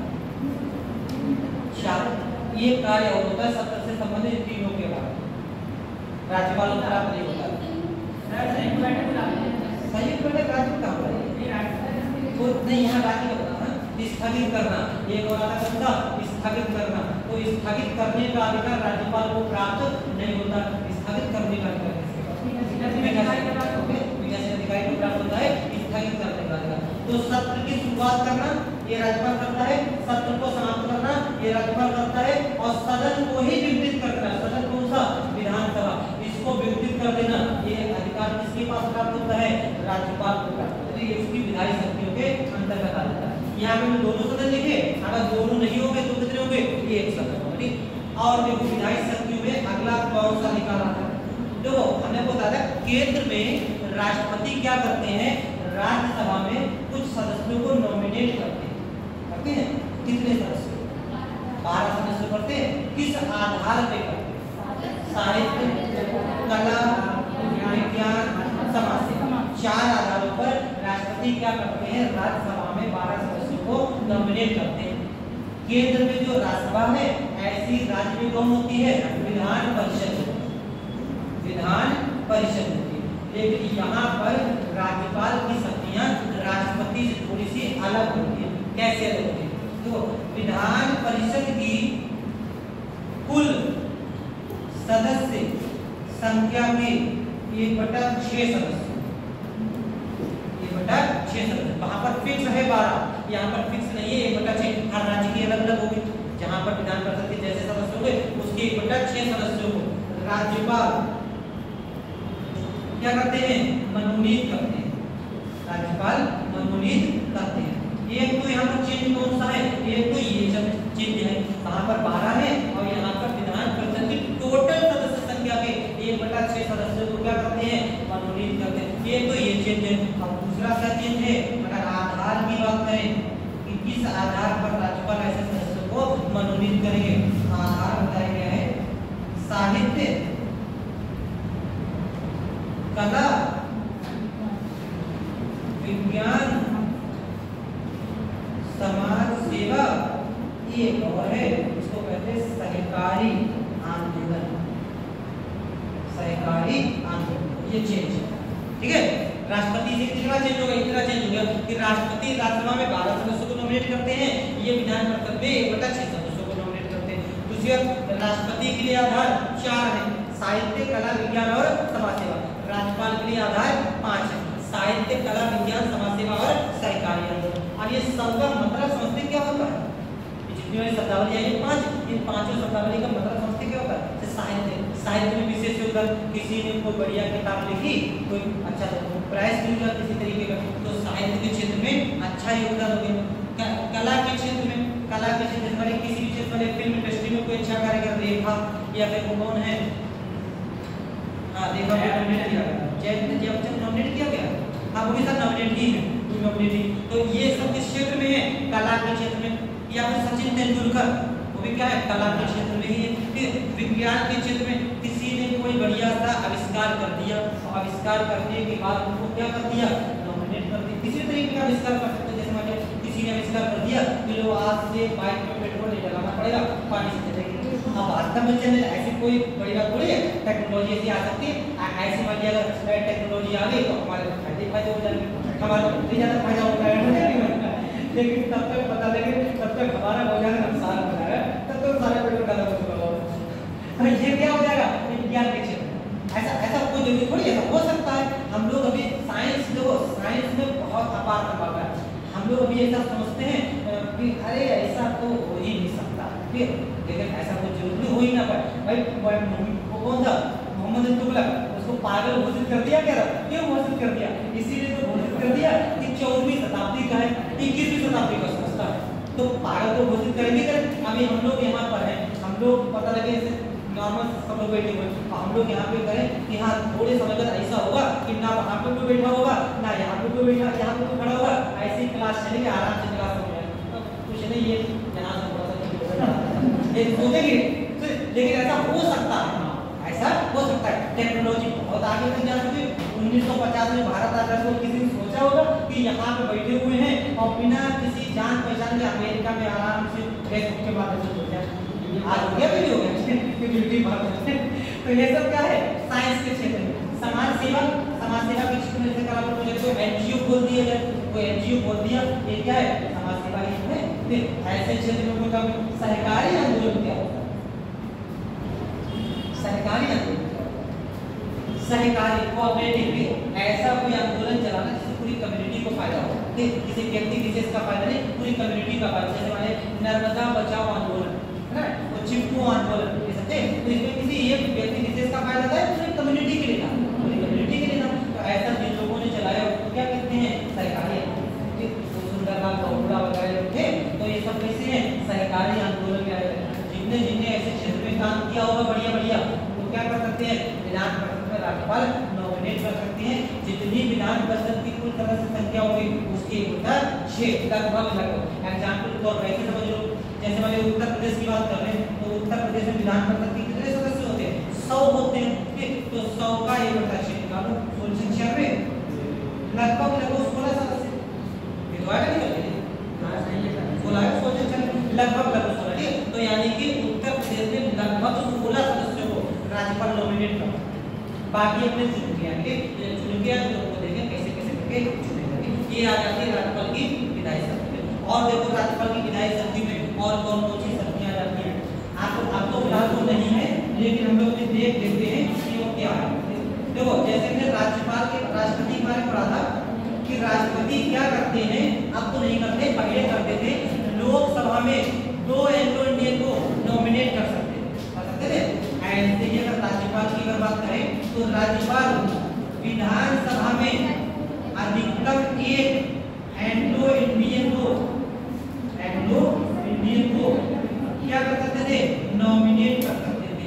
अब नहीं कर सकते, ठीक है, अभी उसको देख रहे हैं, अब नहीं कर सकते हैं। पहले कॉन्सेप्ट था कि यदि राज्यपाल की राय में विधानसभा में आम भारतीय समुदाय का पर्याप्त प्रतिनिधित्व नहीं है, तो राज्यपाल क्या करेंगे, किसी एक सदस्य को क्या कर सकते हैं, विधानसभा में नॉमिनेट कर सकते हैं।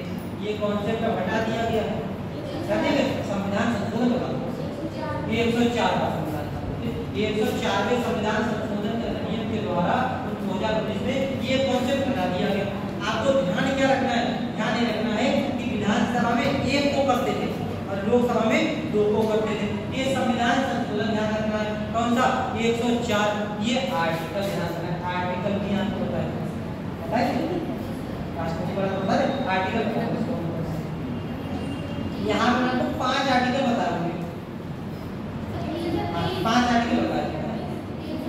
303,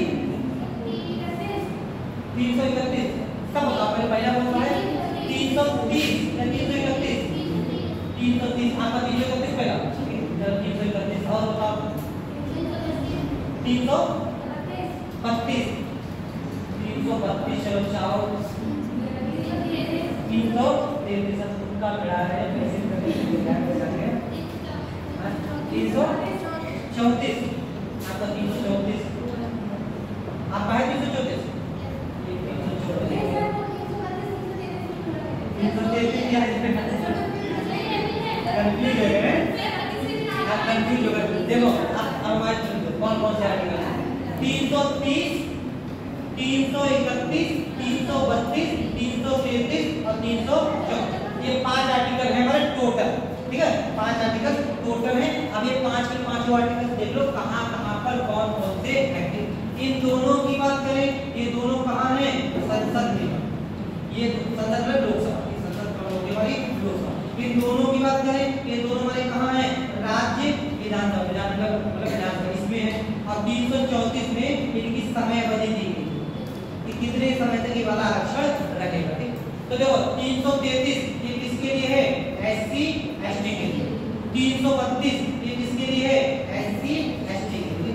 ये वाला 330 संसद में एससी लोकसभा में एससी एसटी को आरक्षण और 332 विधानसभा में एससी एसटी को आरक्षण। ऐसे 331 की बात करें ये वाला संसद में एंग्लो इंडियन को आरक्षण और 333 ये विधानसभा में एंग्लो इंडियन को आरक्षण। ठीक है ऐसे करके ध्यान रखो 330 31 32 33 34। अगर थोड़ा सा ये कंफ्यूजन लगे कि ना कौन से में एंग्लो इंडियन है कौन से में एससी एसटी है तो ऐसे करके ध्यान रखो कि स्टार्टिंग के दोनों किसके लिए हैं संसद के लिए है। ठीक है और बाद के दोनों किसके लिए हैं विधानसभाओं के लिए। ठीक है ऐसे करके अब इनमें भी अगर कंफ्यूजन लगे कि कौन सा किसके लिए तो ऐसे करके ध्यान रखो कि एंग्लो इंडियन कौन है एंग्लो कहां से विदेशी थे अंग्रेज तो बाहर से आए थे बाहर का और भारतीय व्यक्ति आपस में मिल गए तो उनकी जो संतानें वो क्या कहलाती है एंग्लो इंडियन कहलाती है। तो ये ओरिजिनली कहां के अंग्रेज हैं ओरिजिनली तो अंग्रेज हैं। तो ये बताओ कि अगर ये एससी एसटी कहां के भारतीय हैं ये तो हमारे यहाँ के हैं। तो अगर किसी को पहले सुविधा देनी हो तो पहले भारतीयों को उपलब्ध कराए कि विदेशियों को उपलब्ध कराए। तो अपने ये दो ऐसे करके बांट लो। तो पहला आर्टिकल किसके लिए है भारतीयों के लिए है दूसरा आर्टिकल विदेशियों के लिए है। फिर राज्य में आ जाओ पहला आर्टिकल भारतीयों के लिए है दूसरा आर्टिकल विदेशियों के लिए। ठीक है ऐसे करके अपने ध्यान याद है नहीं जाओ कल पूछेंगे। ठीक है कल यही वाले आर्टिकल पूछेंगे कि कौन से में एससी एसटी है कौन से में एंग्लो इंडियन। तो अभी ध्यान से समझ लो 330 31 32 33 34 ये 5 आर्टिकल है। इनमें 330 और 31 किससे हैं संसद से संबंधित। 332 और 33 किससे संबंधित है राज्य के विधानमंडल विधानसभा से संबंधित है।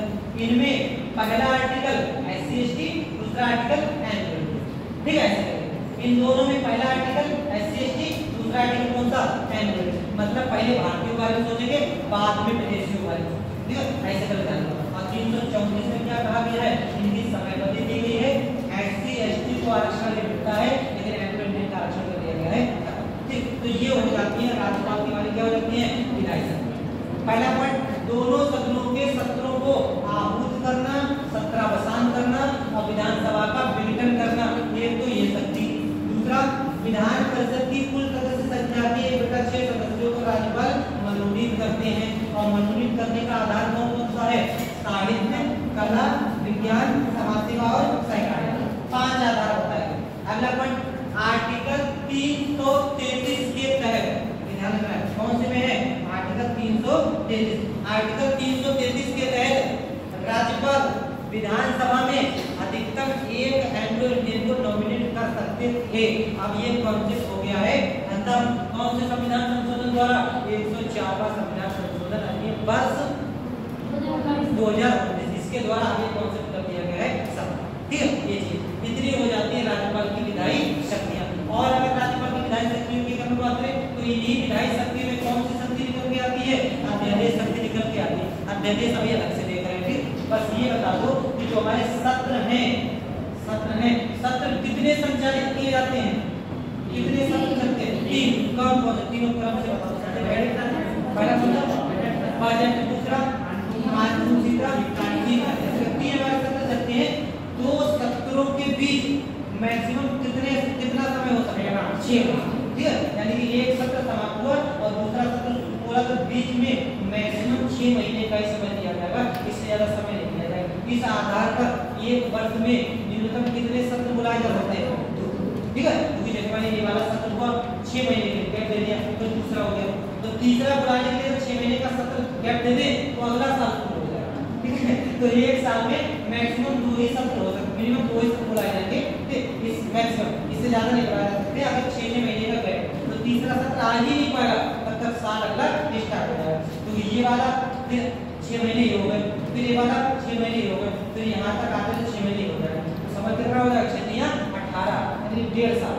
तीनों सत्र बुलाने का समय कितना हो जाएगा? 1.5 साल हो जाएगा। तो 2 सत्रों के बीच अधिकतम गैप कितना होना चाहिए? मैक्सिमम 6 महीने। ठीक है, कितनी हमारी आ जाती है राज्यपाल की दिखाई शक्तियां। थोड़ा सा और देख लेते हैं राज्यपाल की अध्यादेश शक्तियां और देख लेते हैं, फिर उसका लिखिए लिखिए हटा दें।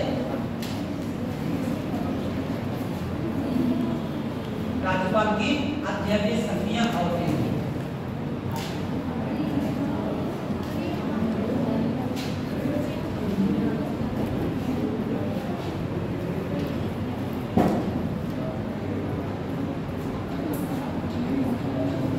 अध्यादेश शक्तियों में अपने आप बताओ किस तरीके से कब कब कैसे कैसे करके राज्यपाल अध्यादेश जारी करें।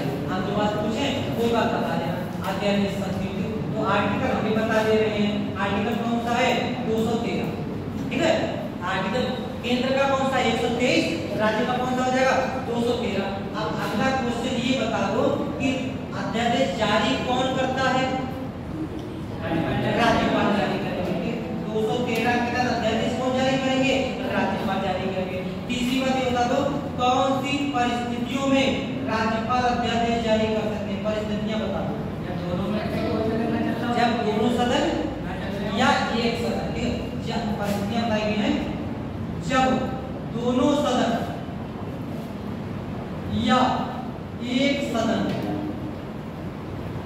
सत्र में ना हो और अचानक परिस्थितियां बिगड़ जाए बिगड़ जाए तो कि अरे बहुत ही ज्यादा समस्या होगी। मतलब ये है कि अचानक कानून पारित करना जरूरी हो जाए, अचानक परिस्थितियां बिगड़ जाए तो ऐसी स्थिति में राज्यपाल क्या करेंगे? राज्यपाल अध्यादेश जारी करेंगे। अच्छा एक क्वेश्चन और बता दो, जैसे मान लिया ये तो जो राज्य का है, राज्यपाल में तो नहीं, राज्य में तो नहीं है, केंद्र के अध्यादेश की बात करा से छोटा सा ऐसी कॉमन सेंस में क्वेश्चन पूछना चाहते हैं। बताओ केंद्र के राष्ट्रपति कोई अध्यादेश जारी करना चाहते हैं, उस अध्यादेश के माध्यम से मान लिया केंद्र के राष्ट्रपति हैं और संसद चल रही थी, उसी दौरान मान लिया कोई संविधान संशोधन विधेयक आया और संविधान संशोधन विधेयक पारित नहीं हो पाया। ठीक है, ऐसी स्थिति में सत्र हो गया सभा।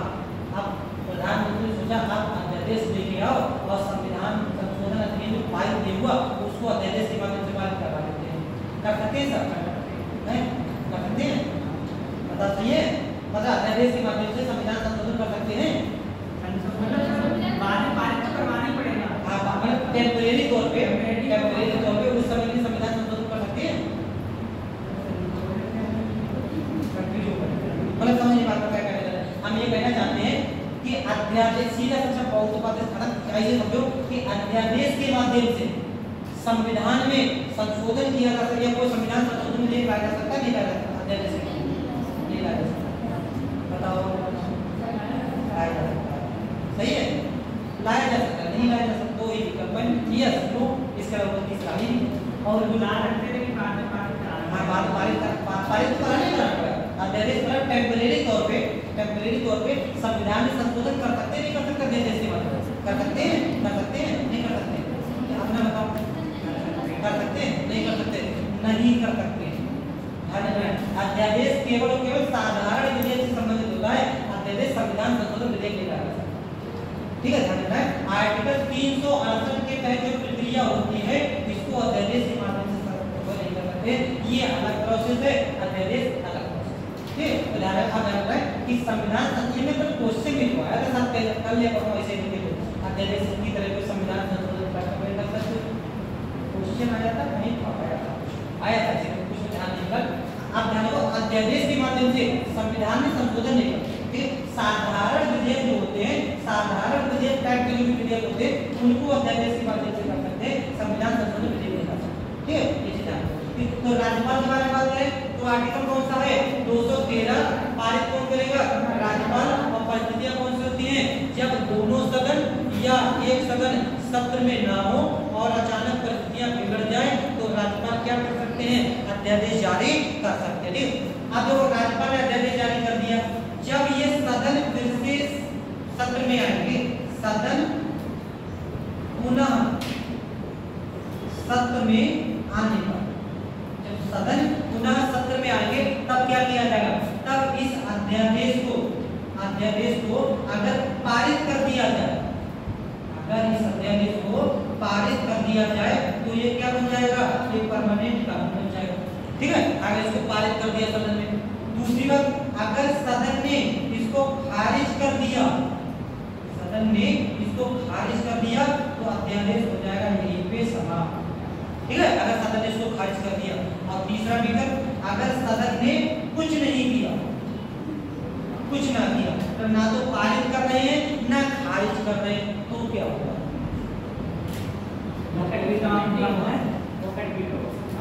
नहीं इसमें पॉकेट विटो ये तो राज्यपाल ने ही जारी किया, ये तो राज्यपाल ने किया है।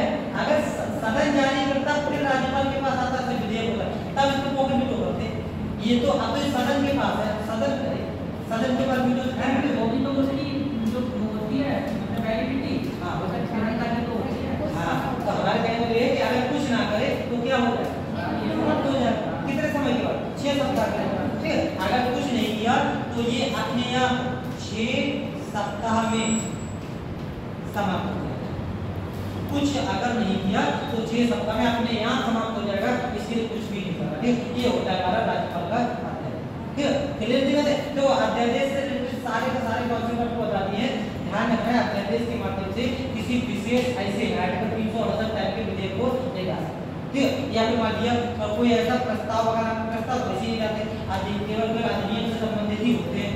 अध्यादेश केवल और केवल साधारण टाइप के विधेयक होते हैं, उन्हीं से ला जाएगा। और एक चीज ध्यान रखिए, राज्यपाल जो अध्यादेश जारी करेंगे वो कौन सी सूची के विषय पर करेंगे, या तो संपत्ति या फिर राज्य सूची।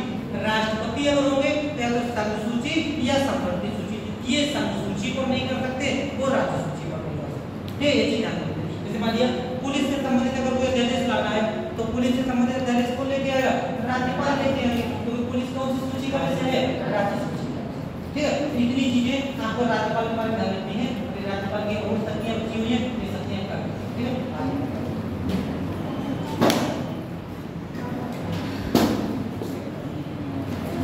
देश को हटा दें। शाम को हम लोगों के रात को टेस्ट है, ठीक है, पूरा तैयार करो। इससे ये ऐसा करेंगे, कोशिश करेंगे कि आपको थोड़ी देर पहले ही दे दें। ठीक है, अगर पहले हमने तैयार कर